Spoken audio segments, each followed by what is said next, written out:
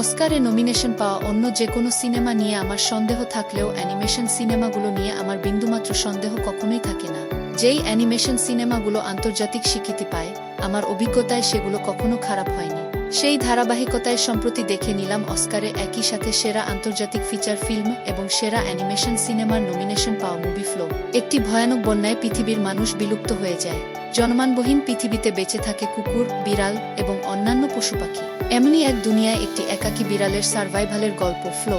প্রভুহীন পৃথিবীতে একটি নিঃসঙ্গ বিড়াল কিভাবে টিকে থাকে, আর টিকে থাকার এই জার্নিতে কি কি বিপদের সম্মুখীন হতে হয়, আর সবশেষে নিঃসঙ্গ ওই বিড়াল কিভাবে ডিফারেন্স থাকা সত্ত্বেও এই জার্নিতে কুকুর, লেমুর, ক্যাপিবারা সহ আরও বিভিন্ন প্রজাতির প্রাণীর সাথে এক নৌকায় ভেসে চলে সেই গল্প বলে ফ্লো। প্রাণীদের নিয়ে অ্যানিমেশন হলেও যেই বিষয়টি এই সিনেমাকে হলিউডের বড় কোনো অ্যানিমেশন সিনেমা থেকে আলাদা করে সেটা হচ্ছে এর ক্যারেক্টার। ওয়াইল্ড লাইফ কিংবা পেট লাইফ অ্যানিমেশন সিনেমার কথা উঠলেই আমাদের সামনে আসবে and story, Secret Life of Pets, Ice Age কিংবা লায়ন কিং এর মতো সিনেমাগুলো।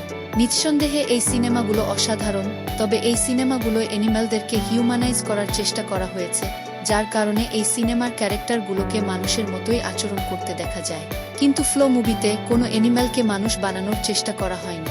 প্রথমত ওদের কোনো মানুষের মতো ডায়লগ দেয়া হয়নি, প্রতিটি প্রাণী যেভাবে ডাকে সেই ডাক ইন্ট্যাক্ট রাখা হয়েছে। একই সাথে এদের চলাফেরা, আচরণ, শারীরিক মুভমেন্ট সবকিছুই অনেক বেশি ক্লোজ টু রিয়েলিটি রাখা হয়েছে। শুধু তাই নয়, প্রতিটি প্রাণীর অ্যাটিটিউডের মধ্যেও বাস্তব জীবনের ছাপ স্পষ্ট দেখা যায়, যার কারণে ভয়েস না থাকা সত্ত্বেও এই অবলা প্রাণীগুলোর প্রতিটি অ্যাকশন ও রিয়াকশন খুব রিয়েল মনে হয়। আর আপনি যদি অ্যানিম্যাল লাভার হয়ে থাকেন অথবা আপনার ঘরে যদি পোষা কোনো বিড়াল কিংবা কুকুর থাকে, তাহলে এই সিনেমা আপনার জন্য আদর্শ। সিনেমায় এমন অনেক মোমেন্ট আসবে যেখানে আপনি ওদের অসহায়ত্ব ফিল করতে পারবেন, আপনার ভেতর আতঙ্ক কাজ করবে, আপনার নিঃশ্বাস আটকে আসার উপক্রম হবে।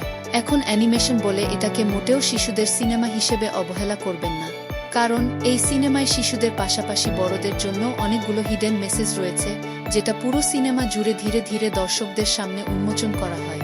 বিশেষ করে সিনেমার শেষ দৃশ্যের মেসেজটা আপনাকে লম্বা সময় ভাবাবে বলে আমার বিশ্বাস। মুভিটি কোনো বড় বাজেট কিংবা বড় কোনো প্রোডাকশন হাউসের সিনেমা না, একদম ইন্ডিপেন্ডেন্ট একটা কাজ, যার কারণে সিনেমার অ্যানিমেশন অনেকের কাছে পিক্সার কিংবা ড্রিমওয়ার্কস এর মতো পালিশড না লাগাটা খুব স্বাভাবিক। তবে এই অ্যানিমেশন কোয়ালিটির মধ্যেও একটা নিজস্বতা আছে, যেটা এই সিনেমাকে বাকি হাজারটা অ্যানিমেশন সিনেমা থেকে আলাদা করে। আর লো বাজেটের কাজ হওয়া সত্ত্বেও সিনেমার সাউন্ড ডিজাইন, সিনেমাটোগ্রাফিতে যে চমৎকার কাজ করা হয়েছে সেটা প্রশংসার জায়গা রাখে। ওভারঅল সবকিছু মিলিয়ে ফ্লো সিনেমাটি আমার কাছে একটা মাস্টারপিস সিনেমা মনে হয়েছে। হলিউডের বড় বাজেটের মুফাসা কিংবা মোয়ানা 2 সিনেমার মতো বিশাল হাইপে না থেকেও স্টোরিটেলিং এবং স্ট্রং মেসেজের কারণে অস্কারের দৌড়ে বাকি সব সিনেমা থেকে অনেক এগিয়ে আছে এই সিনেমা। একই সাথে কিছুটা দেরিতে হলেও নিজের জন্য অডিয়েন্স খুঁজে পেয়েছে ফ্লো। আমার পক্ষ থেকে হাইলি রেকমেন্ড করব সিনেমাটি দেখার জন্য।